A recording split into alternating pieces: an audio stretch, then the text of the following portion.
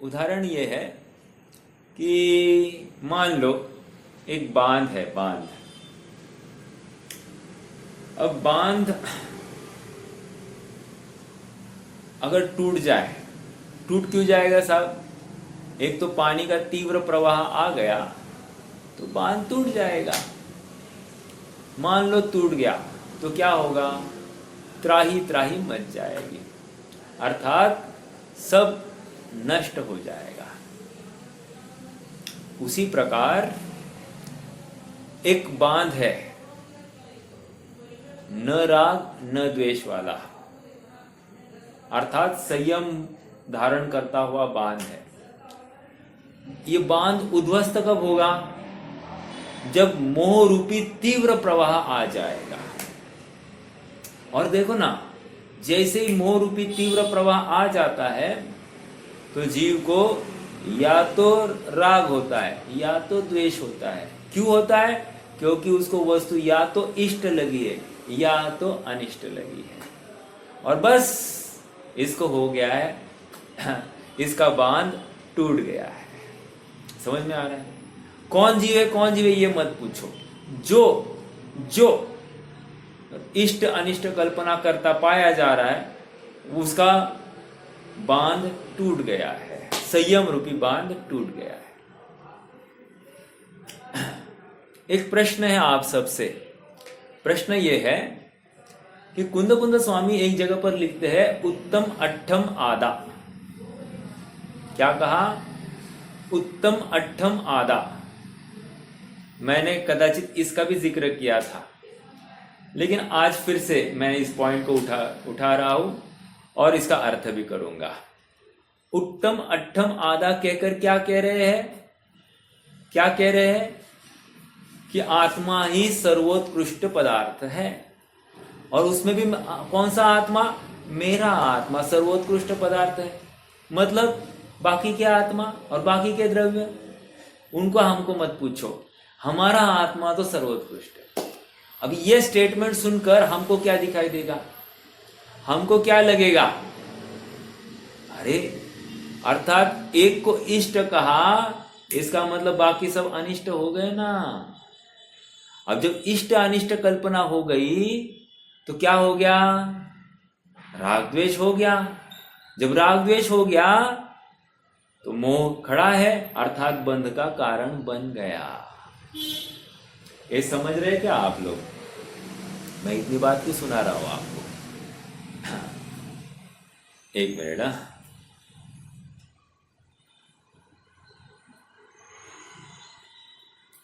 मैं इतनी बात आपको इसलिए सुना रहा हूं क्योंकि हम हाँ हो गई ना, ऐसा लग रहा है कि नहीं?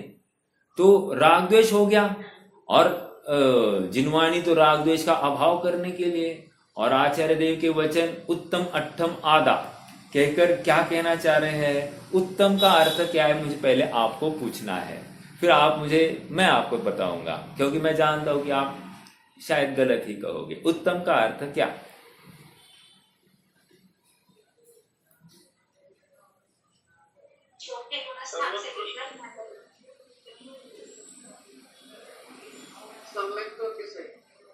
सम्यक्त्व। फिर से बोलिए, सम्यक्त्व का क्या कहा आपने?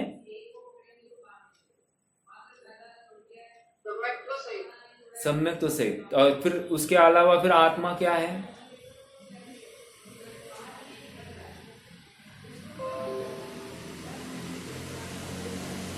देखिए, यदि हम मात्र सम्यक्त्व सहित आत्मा को अच्छा कहेंगे, इसका मतलब वही आत्मा किसी काल में सम्यक्त्व रहित था तो बुरा हो गया, वही आत्मा बुरा हो गया। आप पकड़ रहे हैं क्या?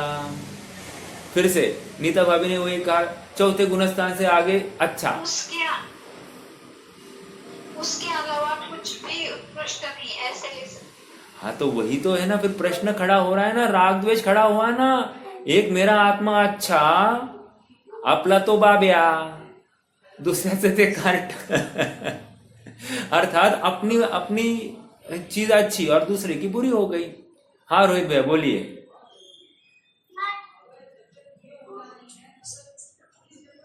रोहित भैया कुछ आंसर देना है या नहीं? नहीं, चलिए देखिए, उत्तम का अर्थ यहां पर निर्मल कहना है। और निर्मल का अर्थ क्या है? निर्मल का अर्थ इतना ही है कि ये पर रूप होता ही नहीं, किसी को जाकर मिलता ही नहीं है, ऐसी वस्तु को उत्तम कह रहे हैं। आप समझ रहे हैं क्या? अर्थात किसी के साथ मिलावट ही नहीं है, संकर ही नहीं होता है इसका, इसलिए मेरा आत्मा उत्तम है। अब यहां पर उत्तम का अर्थ मेरा अच्छा और उसका बुरा ऐसा कहने का अभिप्राय नहीं है। आचार्य देव के ये कथन का मंतव्य अपने को समझना चाहिए। चलिए, मैं आपको ना कुछ पंक्तियां, कुछ बातें मोक्ष मार्ग प्रकाशक से पढ़कर दिखाना चाहता हूं। अरे क्या हो गया, एक मिनट। 213 या 226 है।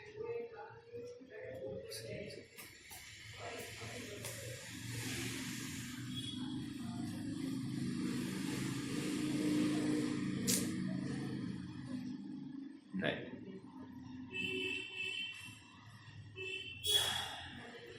213 से।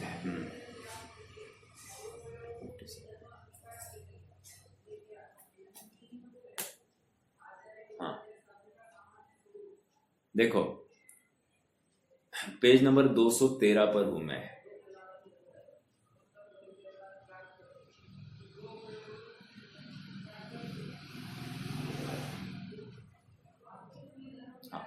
जहां परद्रव्य को बुरा जानना, निज द्रव्य को भला जानना हो, वहां तो राग द्वेष सहज हो गए। जहां आपको आप रूप और पर को पर रूप यथार्थ जानता रहे, वैसे ही श्रद्धान आदि रूप प्रवर्तन करे, तभी सम्यक दर्शन आदि हो, ऐसा जानना। कंक्लूजन क्यों कह रहा हूं मैं ये सब बातें? मैं सर्वोत्कृष्ट पदार्थ हूं ऐसा कहना भी राग से भरा हुआ कथन है। क्यों, क्या प्रॉब्लम है साहब? देखो देखो, इतनी सी बात है, अपने में अपनत्व करना है कि नहीं साहब? करना है ना। क्यों करना? क्योंकि मैं अपने में अपनत्व के अलावा और कुछ कर ही नहीं सकता, और जो मैं पर में अपनत्व कर रहा हूं वो भ्रांति है मेरी। पर में अपनत्व करने से मैं कभी पर रूप होता नहीं, या पर मेरे रूप होता नहीं है, लेकिन मेरा संसार परिभ्रमण चल सकता, इतना तो हो सकता है। अर्थात मैं पर्याय में दुख का सेवन कर सकता हूं। इसलिए लॉजिकली पर पदार्थ अनिष्ट भी नहीं था और इष्ट भी नहीं था, ना ही स्व पदार्थ इष्ट था अनिष्ट था। स्व पदार्थ भी जो था सो था, और पर पदार्थ भी जो है सो है। उसमें इष्ट अनिष्ट कल्पना की करनी ही नहीं थी। लेकिन जो हमको उपदेश दिया जाता है कि स्व में अपनत्व करो, पर में ज्ञातृत्व करो, या उसको हेगे उपादेय के रूप में भी कहा जाता है, वो किस अपेक्षा से कहा जाता है मालूम है? वो एकमात्र चरणानुयोग की विवक्षा है कि उसको छोड़ दो, वो अच्छा नहीं है, या अवलंबन करने योग्य नहीं है, गे है या हे है, ऐसा जो कथन चल रहे हैं ना, वे सब चरणानुयोग की शैली वाले कथन है। तो आध्यात्मिक शैली वाले कथन कैसे होते हैं? आध्यात्मिक शैली वाले कथन इतना ही कहेंगे, क्या? प्रत्येक द्रव्य निर्मल है, खत्म। ओके, अब भगवान इष्ट है या अनिष्ट है? आप सबसे प्रश्न है, भगवान इष्ट है या अनिष्ट है?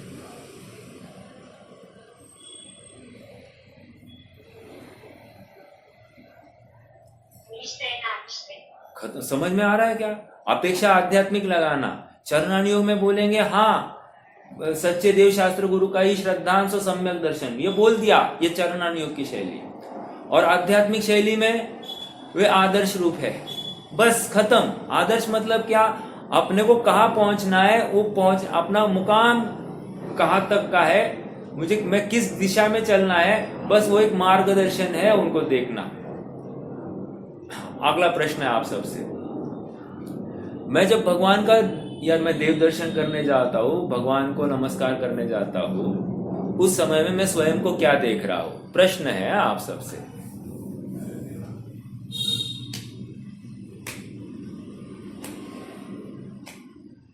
बोलिए।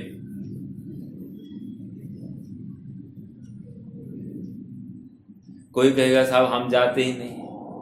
अरे जाते नहीं, लेकिन स्मरण तो करते हो ना। तो जब स्मरण करते हो तो उनका अपने ज्ञान दर्पण पर एक प्रतिमा तैयार होती होगी। तो उस प्रतिमा को, उस मूर्त को तुम किस प्रकार ध्याते हो? प्रश्न ही इतना है।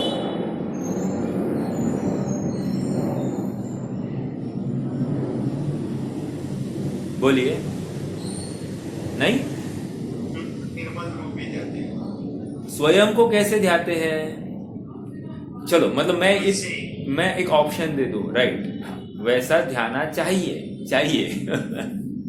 देखो, जैसे मैं एक ऑप्शन दूं कि मैं श्रीपाल आपको नमस्कार कर रहा हूं, समझ में आया? तो यहां पर क्या हो गया? मैं स्वयं को इस शरीरधारी अर्थात असमान जाति द्रव्य पर्याय का स्वामी स्वयं को मानता हुआ भगवान को नमस्कार कर रहा हूं, राइट? या फिर मैं भगवान को किसी अपेक्षा से भगवान को नमस्कार कर रहा हूं। किसी अपेक्षा से मतलब मेरा अच्छा हो, मेरी प्रतिकूलता चली जाए, संयोग की बुद्धि से मैं कर रहा हूं। मतलब भविष्य की वांछा की अपेक्षा भी कर सकता हूं कि नहीं? बिल्कुल कर सकता हूं। अब मैंने मात्र भगवान के दर्शन की बात करी है। अब दान की अपेक्षा बात करना, या फिर मेरे व्रत संयम आदि की अपेक्षा बात करना, या फिर मेरा खान पान में जो विवेक चल रहा है उसकी अपेक्षा से विचार करना कि मैं ये क्या समझकर कर रहा हूं। मैं स्वयं को श्रीपाल समझकर कर रहा हूं, या मैं स्वयं को ज्ञाता दृष्टा आत्म राम समझकर कर रहा हूं। समझ में आ रहा है क्या? दोनों अप्रोच में जमीन आसमान का फर्क है। एक अप्रोच में शरीर का स्वामी बनकर हो रहा है, और दूसरे अप्रोच में मैं वैसा हूं नहीं, अर्थात ये शरीरधारी हूं नहीं, और ये आपको जो नमस्कार हो रहा है ये भी कब तक? जब तक स्वरूप की प्राप्ति नहीं होती है तब तक। हे बुद्धि से मैं यहां पर प्रवृत्ति कर रहा हूं। क्यों? क्योंकि फिर यहां नहीं लगाऊंगा तो जहां पर लगेगा तीव्र पाप बंध में प्रवृत्ति होगी, अर्थात आत्मा तो 100% ओझल हो जाएगा। ये इतनी सारी चर्चा क्यों है? इतनी सारी चर्चा इसलिए है कि हम अपने आत्मा को कैसे ध्याए, किस रूप में ध्याए। हम हर कोई कार्य धर्म के नाम पर जो कर रहे हैं उस समय में स्व की अपनी स्थापना किस जाति की है इसका विवेक हमको होना ही चाहिए। समझ में आ रहा है क्या? और सुनो, जब तक स्वरूप की प्राप्ति नहीं होती है तब तक मंद रागादि भावों में प्रवृत्ति पाई जाती है।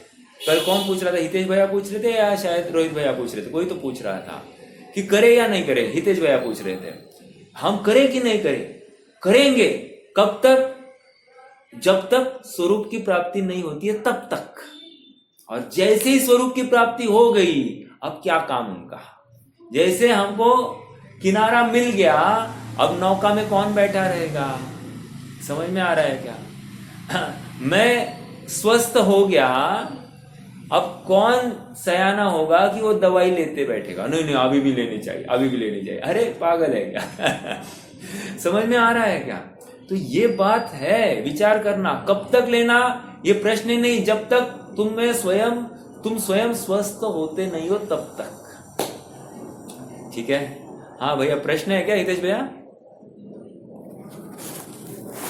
नहीं भैया। ओके, चलिए अब थोड़ा सा अंश बचा था अपना 177 178 गाथा का, वो भी पढ़ लेंगे।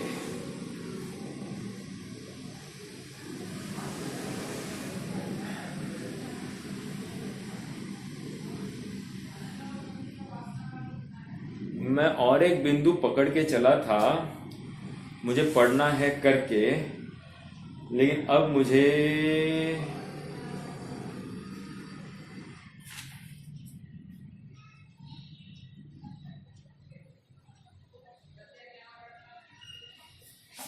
देखो,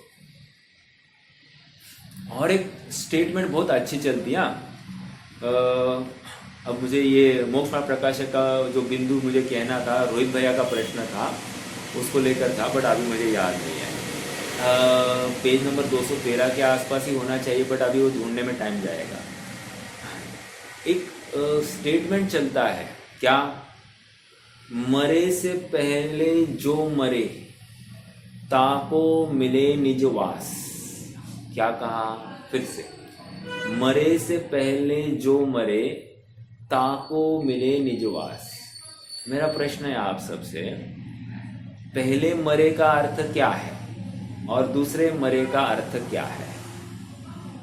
पहले मरे का अर्थ क्या और दूसरे मरे का अर्थ क्या है? पहले का मृत्यु है, हाँ, और दूसरे का मिथ्यात्व का नाश हुआ है। ठीक है। हाँ, थोड़ा सा समझ की, मिथ्यात्व कह दिया तो स्थूल रूप से ठीक है, बराबर है, लेकिन जहां पर इष्ट अनिष्ट कल्पना, पर कर्तृत्व, पर स्वामित्व की कल्पना जहां पर टूट गई है, पर भोक्तृत्व की कल्पना टूट गई है, उसको मरना कह रहे हैं। इसलिए देखिए ना, हाँ, पंडित साहब ने पंच पर बिल्कुल कह सकते, यस यस यस, हो गया ना, उसमें आ जाएगा। अर्थात वहां पर मुनि स्वरूप कहा या अरहंत का स्वरूप कहा या सिद्धों का स्वरूप कहा, पंच परमेष्टि का जो स्वरूप कहा, सबसे पहले क्या कहा? गृहस्थपना त्याग कर। महत्वपूर्ण बात कही है, गृहस्थपना त्याग कर। क्यों कहना पड़ा? अर्थात उस संबंधी आसक्ति, उस संबंधी कर्तृत्व का भाव टूटना पड़ चाहिए। समझ में आया? उसी को मिथ्यात्व टूटा है। मिथ्यात्व टूटे बिना अपने काम कुछ भी नहीं होने वाले। और मरे से पहले जो मरे ताको मिले निजवास, ये महत्वपूर्ण बात कह रहे हैं कि आत्मा किसको मिलेगा? जो मरने से पहले मर गया। अब देखो, बहुत दम है इस स्टेटमेंट में, दिन भर इसी का चिंतन करना। अगर सच्चे सुखार्थी है तो बस इसी स्टेटमेंट का चिंतन करना, मरने से पहले मुझे मरना है। और मतलब पर पदार्थ में इष्ट अनिष्ट कल्पना है कि नहीं, उसकी एनालिसिस भी मुझे करनी है, और वो टूटती हुई दिखाई देनी चाहिए। देखो, ओवरनाइट नहीं होगी, लेकिन धीरे धीरे पर पदार्थ के प्रति आसक्ति, उसकी हयाती हो अथवा नहीं भी हो, कुछ भी फर्क नहीं पड़ रहा है। एक मुझे अपनी वस्तु अपने रूप भाषित हो रही है, सारे अपने काम अपने में दिखाई दे रहे हैं, शरीर का काम अपने में नहीं दिखाई दे रहा, अपना काम शरीर में नहीं दिखाई दे रहा है। ये जैसे ही दिखाई देने लग जाए, आप पकड़ लेना कि अपने को महिमा वस्तु की अपनी आ रही है, अपन बहुत पास में है। समझ में आ रहा है क्या? ठीक है, चलो आगे बढ़ना है। अब आ जाइए पेज नंबर 362 है ना? हाँ, 362 पर आ जाइए, 362।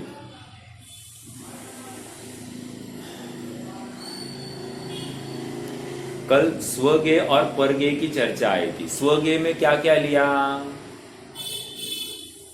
एक तो शुद्ध आत्मद्रव्य, त्रिकाली आत्मद्रव्य जो शुद्ध है, त्रिकाली ज्ञान गुण जो शुद्ध है, और राग द्वेष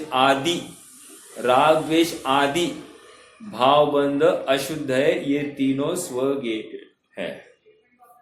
जानबूझ के उन्होंने राग द्वेष आदि भावबंध इनको स्वगेय में ले लिया। और त्रिकाली परमाणु शुद्ध, त्रिकाली स्पर्शादि गुण वे भी शुद्ध, और चिकने रूखेपन के कारण होने वाली अवस्था, ये क्या है? ये तीन परगे। अब मेरा प्रश्न है, परगे किसकी अपेक्षा से रखे? मेरी अपेक्षा से वो परगे है, इतनी सी बात है। ठीक है, आगे जीव की विकारी पर्याय मिल रहा है ना, बीचों बीच है। जीव की विकारी पर्याय का तथा पुद्गल परमाणु की कर्मरूप अवस्था का निमित्त नैमित्तिक संबंध है। निमित्त नैमित्तिक संबंध कल मैंने काफी उदाहरण दिए थे। सूर्य उगा और सूर्य फूल भी खुला। समझ में आया? सूर्य उगा और मैं भी जग गया। समझ में आ रहा है? ये सब निमित्त नैमित्तिक संबंध है। सूर्य उगा इसलिए मुझे उठना पड़ रहा है ऐसा नहीं, मैं जब भी उठता हूं तब सूर्य उग जाता है, ये सीधी सी बात है। ठीक है? हाँ, निमित्त नैमित्तिक संबंध है। जीव ने राग किया इसलिए कर्म बंधा, या कर्म का उदय आया इसलिए राग द्वेष हुआ, इस प्रकार का कर्ता कर्म संबंध नहीं है और वह उभय बंध नहीं है। कबीरा खड़ा बाजार में, चाहे सबकी खैर, ना ही किसी से दोस्ती, ना ही किसी से बैर। मेरा अगला प्रश्न, खैर का अर्थ क्या है? चाहे सबकी खैर,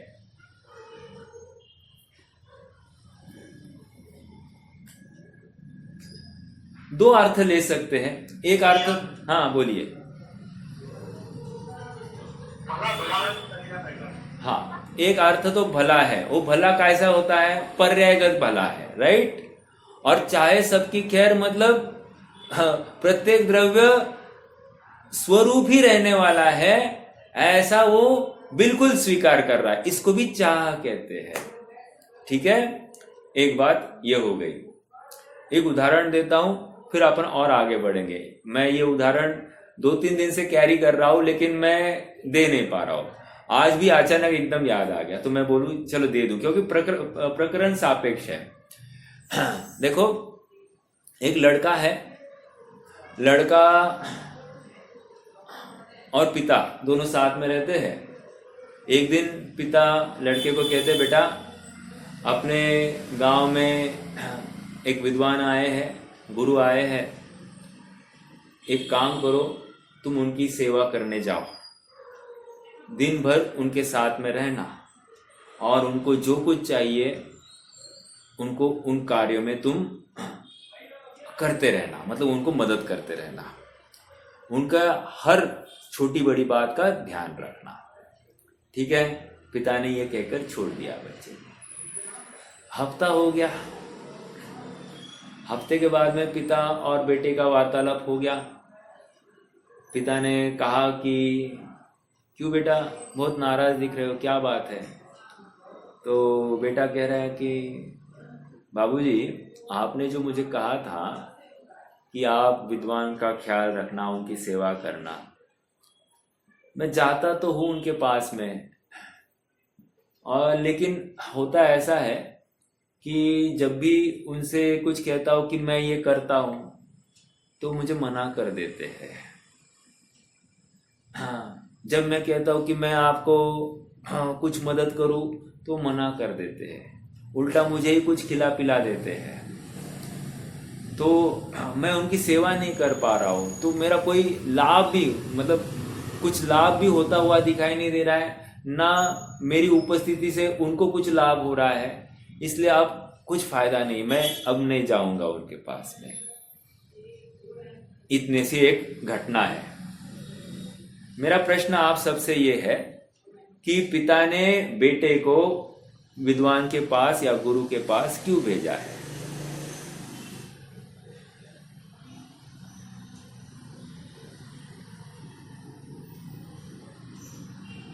शिक्षा लेने के लिए। शिक्षा लेने के लिए। थोड़ा सा आंसर तो सही है, थोड़ा सा इसको इलैबोरेट कर पाएंगे?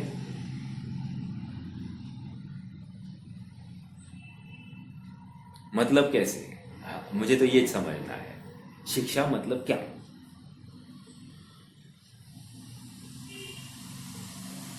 देखो मैं बता देता हूं। देखो, शिक्षा लेने के लिए भेजा है मतलब क्या? सेवा करना। सेवा शब्द क्या है? सेवा करना। हमने सेवा करने का अर्थ दूसरे का कुछ करना इतना ही समझा है ना। हमने दूसरों के गुणों को ग्रहण करना, इसको सेवा माना ही नहीं है। एक, जैसा वे कर रहे वैसा मैं भी करूं, ऐसा माना ही नहीं है। वे कैसे निष्प्रभ है और मैं कैसा स्वार्थी हूं, या मेरी उनकी थॉट प्रोसेस और मेरी थॉट प्रोसेस में कितना फर्क है, मैंने एनालाइज ही नहीं किया। समझ में आ रहा है क्या? ये उदाहरण मैंने क्यों दिया था? अरे जब भगवान के सामने मैं गया तो भगवान की सेवा करने के लिए गया था, राइट? क्या कहा? मैं भगवान के सामने जब गया तो भगवान की सेवा करने गया था। तो सेवा के नाम पर मैंने क्या समझा? मंदिर बांधना, मैंने क्या कहा? स्वाध्याय आदि करना, मैंने क्या किया? लोगों की सेवा करना, अन्न दान करना, औषधि दान करना, इसमें ही मैंने मस्त अपना काम, मैंने भगवान की सेवा करी। समझ में आ रहा है क्या? और सेवा के नाम पर थोड़ा सा किसी के हाथ पैर भी दबा दिए होंगे। नहीं, great people are not great because they are doing ordinary things. Great people are great because they are doing extraordinary things. And what is extraordinary? वे अपने आत्मा का अवलंबन ले रहे, निरंतर अपने आत्मा की प्राप्ति के लिए प्रयासरत, पर से बिल्कुल अनासक्त, और अपनी वस्तु को निरंतर ध्यान के लिए छटपटा रहे हैं. न किसी से राग है, न किसी से द्वेष है, और इस बल पर वे निरंतर सुखी रहते हैं. सुखी होने का अमोघ मंत्र है अपने सामने. भगवान को सुखी देखे बिना मैं स्वयं सुखी हो नहीं सकता. समझ में आ रहा है क्या? आज भी मैं भगवान को शरीर सहित ध्या रहा हूं, इसलिए मैं दुखी हूं. 100% बात यही है. आज भी भगवान की बात मैं शरीर सहित सुन रहा हूं, इसलिए मैं दुखी हूं. आज मैं ये भगवान की बात शरीर सहित होकर कह रहा हूं, इसलिए मैं दुखी हूं. कह रहा हूं मतलब मान्यता में. समझ में आ रहा है क्या? जिस दिन इसको पर कर्तृत्व की बात टूट जाए, अर्थात शरीर मैं नहीं हूं और शरीर की क्रिया मैं कर ही नहीं सकता, जैसे ये बात स्वीकार हो जाए तो वो शरीरगत क्रिया इसको बंध का कारण भाषित नहीं होगी, या शरीरगत क्रिया से इसको धर्म दिखाई नहीं देगा. समझ में आ रहा है क्या? रोहित भैया ने कल परसों पूछा था कि भाई हिंसा होती है तो वो हिंसा का क्या हिसाब, मतलब उनको बंद नहीं होता है क्या? पंडित साहब ने एकदम स्पष्ट लिखा है कि जितना शुद्ध परिणति है उससे बंद नहीं है, और जितना राग द्वेष पड़ा है उससे बंद है. स्पष्ट लिखा है उन्होंने. मैं वही लाइन पढ़ना चाहता था आपके लिए, बट अभी मुझे वो मिलेगी नहीं. ठीक है, फिर से मुझे यही कहना है. और एक प्रसंग सुनिए. हाँ, यदि परजीवों का घात अपने शरीर के निमित्त से हो रहा है, इसको हम हिंसा माने, तो क्या प्रॉब्लम होगा? सबसे बड़े हिंसक कौन होंगे? बोलो, फटाफट बोलो. सबसे बड़ा हिंसक कौन खड़ा होगा? आपके ज्ञान में सबसे बड़ा हिंसक कौन होगा?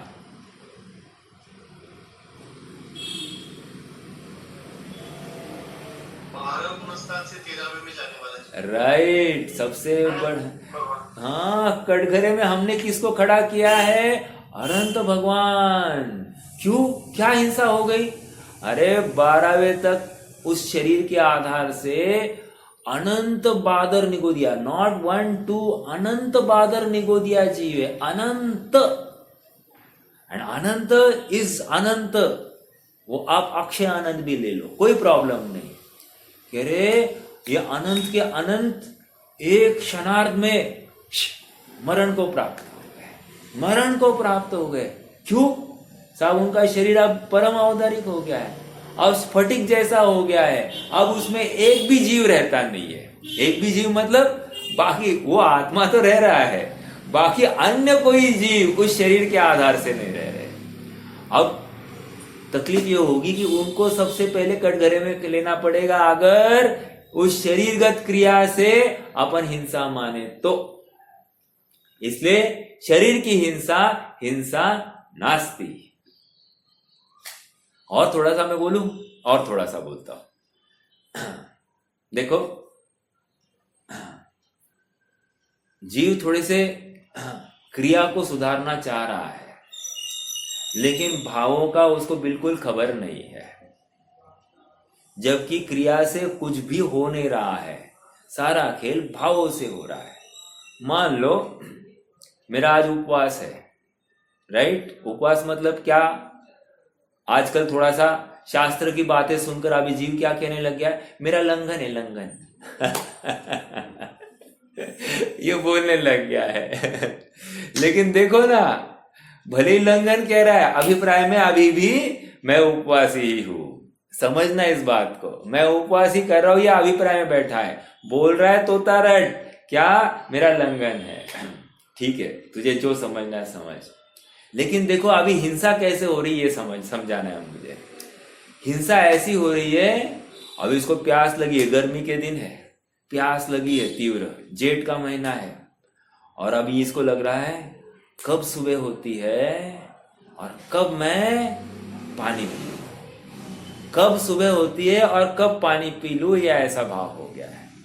और ये कब से हो रहा है? शाम से हो रहा है। बस आज मेरा लंघन है ना, आज मेरा लंघन है ना, आज मेरा लंघन है, अर्थात ये शरीर का कर्ता बन रहा है। मैं कल कब हो, सुबह कब हो जाए और मैं कब पानी पी लूं। अब प्रॉब्लम क्या है? इसकी हिंसा चल रही है। हिंसा ये चल रही है, भले ही इसकी परिणमन हिंसा नहीं हो रही है, लेकिन अविरमन हिंसा हो रही है। निरंतर पानी पीने का कर्ता हो रहा है। समझ में आ रहा है क्या? तो ये प्रॉब्लम हो रहे हैं। तो इसलिए हिंसा भावों की अपेक्षा रखती है, न कि शरीरगत क्रिया की अपेक्षा। काफी अपन ने चर्चा कर दी है, तो मतलब आप थोड़ा कहा ज्यादा समझ लेना कि अपन जो अपनी मान्यता में जो हिंसा बैठी है वो क्या है। राइट, आगे बढ़ेंगे। देखो, जब राग करता है, यही है ना पेज नंबर 362, जब जीव राग करता है, चलिए, हाँ क्या कह रहे हैं देखो, जब जीव राग करता है तब उसका निमित्त पाकर धर्म अधर्म आकाश इत्यादि द्रव्यों की कोई अवस्था फेरफार रूप नहीं होती, किंतु पुद्गल परमाणु कर्मरूप जरूर परिणमते हैं। तीव्र राग करता है तब तीव्र स्थिति अनुभाग सहित कर्म बनता है, और मंद राग करता है तब मंद स्थिति अनुभाग सहित कर्म बनता है। वह कर्म राग के कारण नहीं है, वह कर्म राग के कारण नहीं बनता, किंतु कर्म व परमाणु स्वयं के कारण बनते हैं। इतनी सी बात है। आपको कभी भी ये प्रश्न आया ना, तो ध्यान मतलब अपने जानकारी के लिए, जैसे एक्सरे है, डॉक्टर वो ईसीजी देख रहा है, एक्सरे नहीं ईसीजी, तो ईसीजी देख रहा है ईसीजी, और समझना क्या है, हार्ट बीट देखना है। राइट, मैं ज्यादा नहीं, मतलब हार्ट बीट देखना है। राइट, थर्मोमीटर देख रहे हैं थर्मोमीटर, समझना क्या है, समझना उसका बुखार है। राइट, बुखार कहाँ है? शरीर में, देखा कहाँ जा रहा है? थर्मोमीटर में। राइट, उसी प्रकार कर्म बंधा है, क्या दिखा रहा है? जीव का परिणाम दिखा रहा है। तो जीव ने जबरदस्ती वो परिणाम नहीं कराया है, मतलब जीव ने जबरदस्ती उस पुद्गल में कुछ किया नहीं है, लेकिन ऐसा निमित्त नैमित्तिक संबंध होता है कि बराबर उस समय में वहां पर कर्म यथा योग्य स्थिति अनुभाग सहित बनता देखा जा रहा है। समझ में आया? एक मिनट है।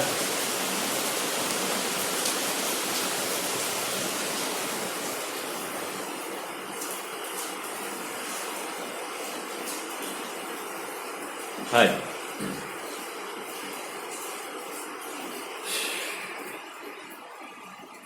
कोई प्रश्न है क्या रोहित भैया?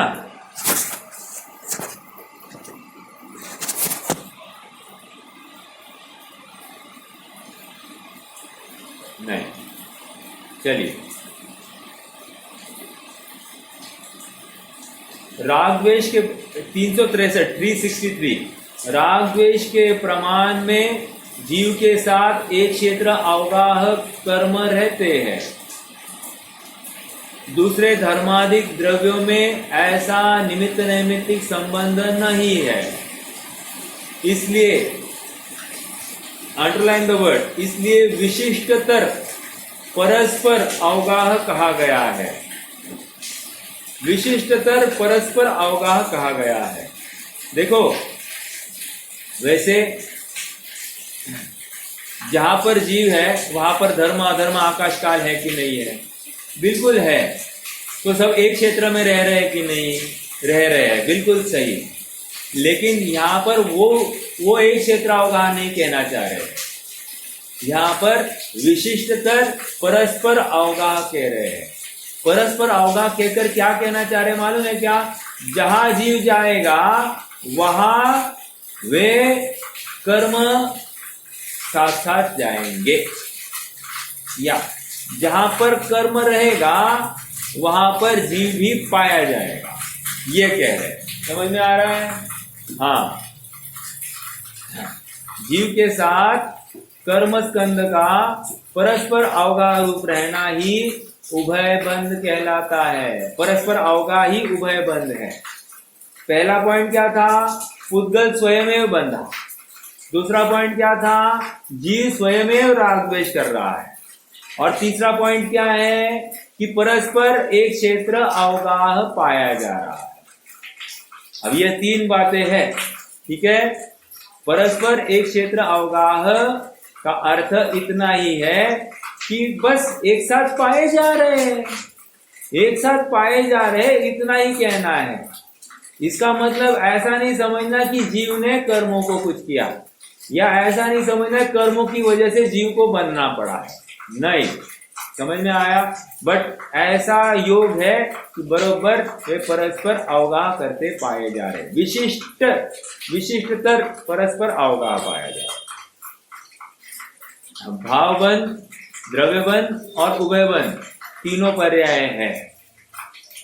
ये है, क्या कहा? ये है भावबंध, द्रव्यबंध और उभयबंध। भावबंध किसमें है? मेरे जीव की पर्याय में। और इसको क्या कह रहे हैं? ये कह रहे हैं। समझना महत्वपूर्ण बात है। ये कहकर क्या समझाना चाह रहे हैं? ये कहकर इतना ही समझाना चाह रहे हैं कि वो मतलब श्रद्धा की कोई अवस्था विशेष है, या फिर ज्ञान दर्पण पर वो झलकन है, बस खत्म। और ज्ञान दर्पण की जो पर्याय है, ज्ञान दर्पण में जो झलक रहा है, अर्थात उस वर्तमान पर्याय में जो झलका हो रहा है, वो ज्ञेय मात्र ही होगा, अन्य कुछ भी नहीं। अर्थात ये ज्ञान दर्पण के ऊपर जो प्रतिबिंब है, जो प्रतिभास है, वो सब ये है, और वो इस ज्ञान गुण का परिणाम है। इस ज्ञान गुण के परिणाम को ज्ञेय कह रहे हैं। समझ में आ रहा है? आगे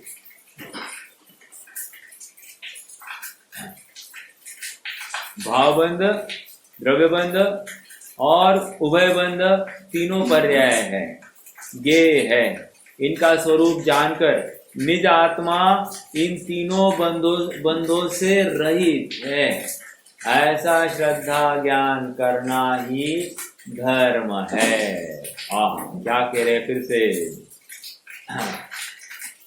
ये ज्ञेय है, इनका स्वरूप जानकर निज आत्मा इन तीनों बंधों से रहित है। मेरा एक प्रश्न है आप सबसे, निज आत्मा इन तीन बंधों से रहित है का अर्थ क्या लेना? अर्थात कौन सा आत्मा लेना? प्रमाण का आत्मा लेना, या प्रमाण का अंश वो दृष्टि का विषय वाला आत्मा लेना?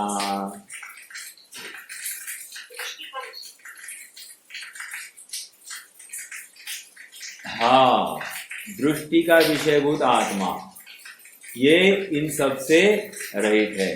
द्रव्यबंध, भावबंध और उभयबंध इन तीनों से रहित है। अब जो जीव ऐसी स्वीकृति कर लेता है कि ठीक है, अभी वर्तमान में पर्याय है, पर्याय विकारी है, पूर्ण शुद्ध निर्मल नहीं है, ऐसा होते हुए भी स्वभाव में रंच मात्र भी दोष नहीं है। जो ऐसे निर्दोष स्वभाव की प्रतीति करता है, स्वीकृति करता है, उसी को शुद्धात्मा की प्राप्ति अर्थात सच्चे आत्मा की प्राप्ति हो जाती है।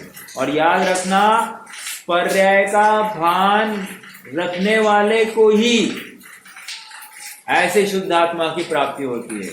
जो पर्याय को उड़ा देता है और मात्र शुद्ध अंश में ही, शुद्ध अंश का विकल्प कर निर्णय करके प्रमादी होता है, वो तो नियम से बंध को प्राप्त हो रहा है। हाँ, द्रव्यबंध स्वतंत्र है, उसमें भावबंध निमित्त मात्र है।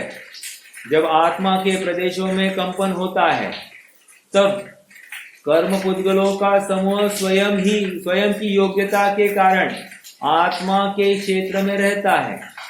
किंतु जब आत्मा के प्रदेशों का कंपन होता है, तब कर्मों का आना पड़े, ऐसा नहीं है। उसी प्रकार कर्म आते हैं, इसलिए आत्मा के प्रदेशों को कंपन रूप होना पड़े, ऐसा भी नहीं है। दोनों स्वतंत्र है। कर्म स्वयं के कारण आते हैं और जाते हैं, उसमें कंपन निमित्त मात्र है।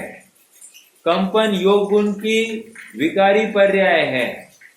उस योग के निमित्त से जड़ कर्म में प्रकृति बंध और प्रदेश बंध होता है। दो बातें कही, पहले कहा स्थिति और अनुभाग बंध होता है, कषाय, और योग के निमित्त से यहाँ पर प्रकृति बंध और प्रदेश बंध। मतलब यथा योग्य कौन सी कर्म प्रकृति बंधनी है, क्या परिणाम हुआ है, और बराबर उस जाति की कर्म प्रकृति, और जिस अनुपात में यहाँ पर परिणाम किया है, उसी अनुपात में वहां पर बंद हो गया है।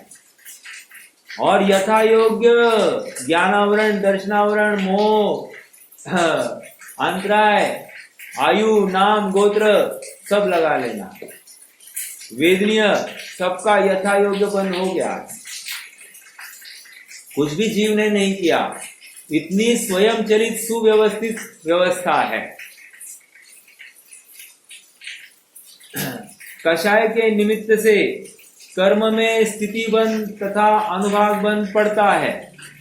जीव स्वयं के ज्ञाता दृष्टा स्वभाव को भूलकर पर पदार्थ में मोह करता है, तब कर्म आकर बंधते हैं। स्थिति और रस का बंध अर्थात अनुभाग बंध कर्म में स्वयं की योग्यता के कारण पड़ता है। उक्त संपूर्ण कथन का सार यह है कि पुराने पौद्गलिक, अभी सार है, कंक्लूजन आ रहा है अपना। उक्त संपूर्ण कथन का सार यह है, पुराने पौद्गलिक द्रव्य कर्मों के साथ नए पौद्गलिक द्रव्य कर्मों का बंधन नियमानुसार होता है। मतलब क्या, आत्मा के साथ में अभी भी लाखों वर्षों के कर्म पड़े हैं, और आज कोई नवीन बंध हो गया तो वो बंध भी पुराने कर्मों के साथ में आकर मिल जाता है। ऐसा नहीं है कि उसको अलग जगह रखी गई है, ऐसा बिल्कुल नहीं है। बस रैंडमली सर्वात मतलब जितने आत्मा के प्रदेश है वहां पर सभी कर्म के प्रदेश भी है, और सभी कर्मों में जाकर बराबर यथा योग्य मिल जाते हैं।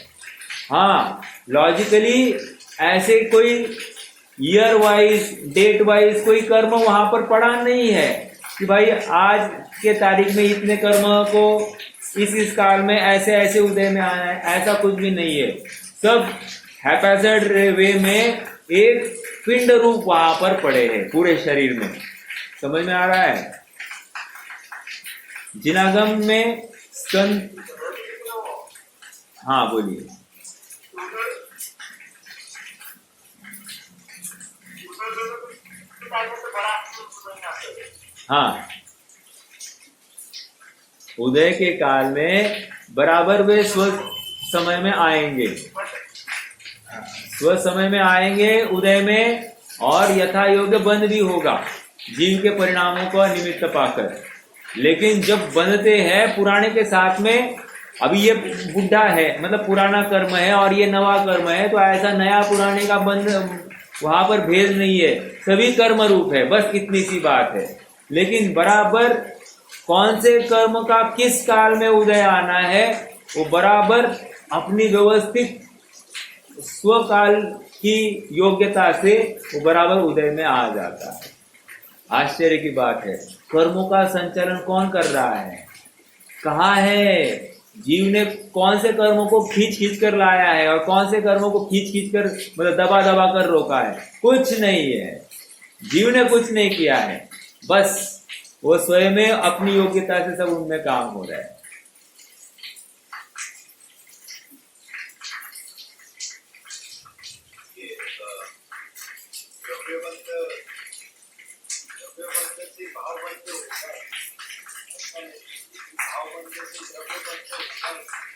हाँ,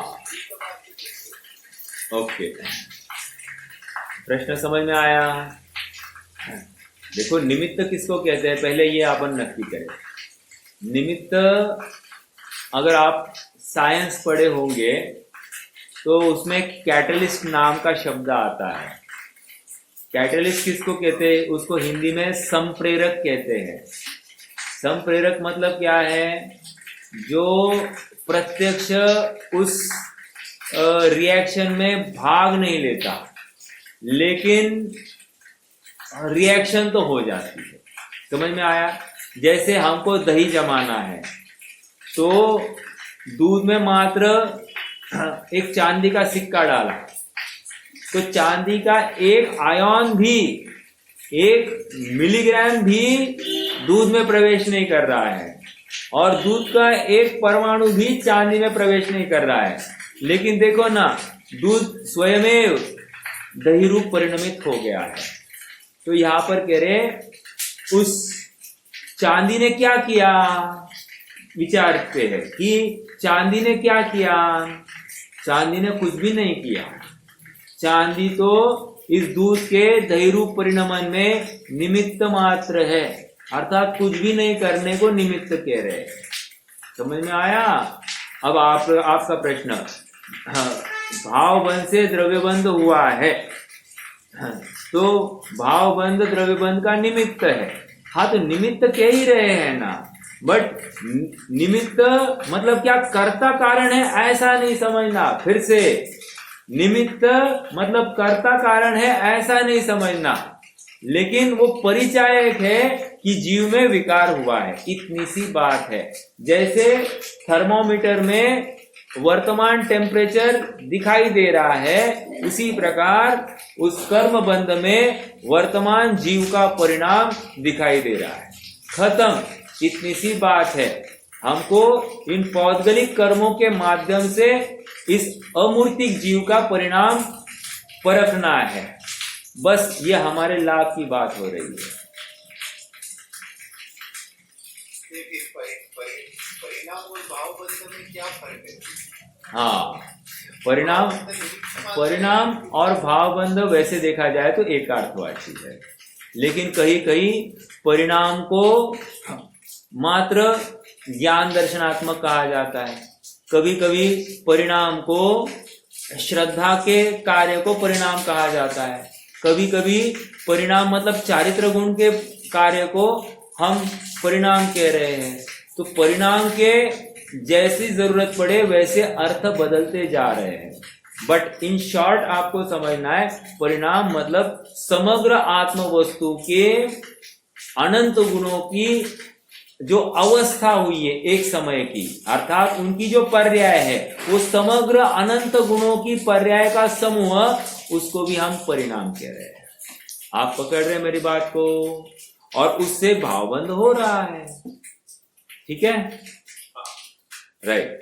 तो फिर सम्यक दर्शन का भी एक परिणाम है, केवल ज्ञान का भी एक परिणाम है, सिद्ध अवस्था भी एक परिणाम है, अरहंता अवस्था भी एक परिणाम है, मिथ्या दृष्टि की भी अवस्था एक परिणाम है, आत्मा का परिणाम। समझ में आ रहा है?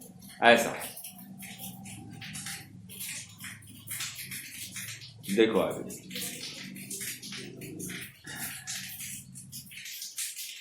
उक्त संपूर्ण कथन का सार यह है कि पुराने पौद्गलिक द्रव्य कर्मों के साथ नए पौद्गलिक द्रव्य कर्म का बंधन नियमानुसार होता है।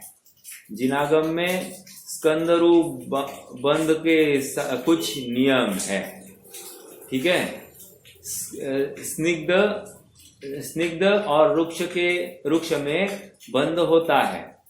2 गुण अधिक हो तो बंध होता है, जघन्य गुणों में बंध नहीं होता। सब तत्वार सूत्र के सूत्रों का बखान चल रहा है, मतलब बंध के लिए पैरामीटर्स बता रहे हैं। पुद्गल में भी कैसे, उसमें भी कैसे वेरिएशंस हो तो बंद होगा, नहीं तो हर किसी का अपने आप में आपस में बंध नहीं होता है। यदि नियमों के अनुसार होने वाला बंध स्पर्श रहित जीव और पुद्गल में कैसे हो सकता है? क्या कहा? आदि है, सॉरी, जघन्य गुणों में बंध नहीं होता। आदि नियमों के अनुसार होने वाला बंध स्पर्श रहित जीव और स्पर्श सहित पुद्गल में कैसे हो सकता है? यही कारण है कि यहाँ कहा है कि नए द्रव्य बंध का बंध पुराने द्रव्य बंध के साथ होता है और जीव के साथ मोह राग द्वेषादि भाव बंध होता है। भाव कर्म और द्रव्य कर्मों का परस्पर निमित्त नैमित्तिक संबंध है, कर्ता कर्म संबंध नहीं। द्रव्य कर्मों का जीव के साथ जो एक क्षेत्राओं का संबंध होता है उसे यहाँ विशिष्टतर विशेषण से संबोधित किया गया है। समझ में आया है? निमित्त नैमित्तिक संबंध को विशिष्टतर ऐसा संबोधित किया है। विशिष्टतर शब्द के माध्यम से आचार्य यह कहना चाहते हैं कि रागी जीव और पुद्गल कर्म के बीच निश्चय से तो कोई संबंध नहीं है। निश्चय से कोई संबंध नहीं मतलब कर्ता कर्म संबंध नहीं है, पर जो एक क्षेत्राओं का संबंध है अर्थात व्यवहार से, वह भी विशेष प्रकार का है, क्योंकि एक क्षेत्राओं का तो धर्मादि द्रव्यों के साथ भी है, एक क्षेत्राओं का धर्मादि द्रव्यों के साथ भी है। यह वैसा नहीं है जैसा जीव और द्रव्य कर्म में है। समझ में आया? चलिए अब अगला पैराग्राफ ये भी पढ़ लेते। धर्मादि द्रव्यों के साथ जो एक क्षेत्राओं का संबंध है उनमें कर्मोदय आदि का निमित्त नहीं है, कोई बंधन नहीं है, किंतु द्रव्य कर्म और देहादि 9 कर्म के साथ होने वाले एक क्षेत्रावगाह के में कर्मोदय निमित्त है और सुनिश्चित समय के लिए एक क्षेत्र में रहने रूप बंध है। बंध किसको कहा? किसी विशिष्ट काल के लिए वो रहे, बस और कुछ नहीं। लेकिन जीव और कर्मों में कर्ता कर्म संबंध तो नहीं है, निमित्त नैमित्तिक संबंध है। इतनी बात यहाँ पर समझा रहे हैं। ओके, कोई प्रश्न है तो कर सकते हैं, नहीं तो रुक जाएंगे।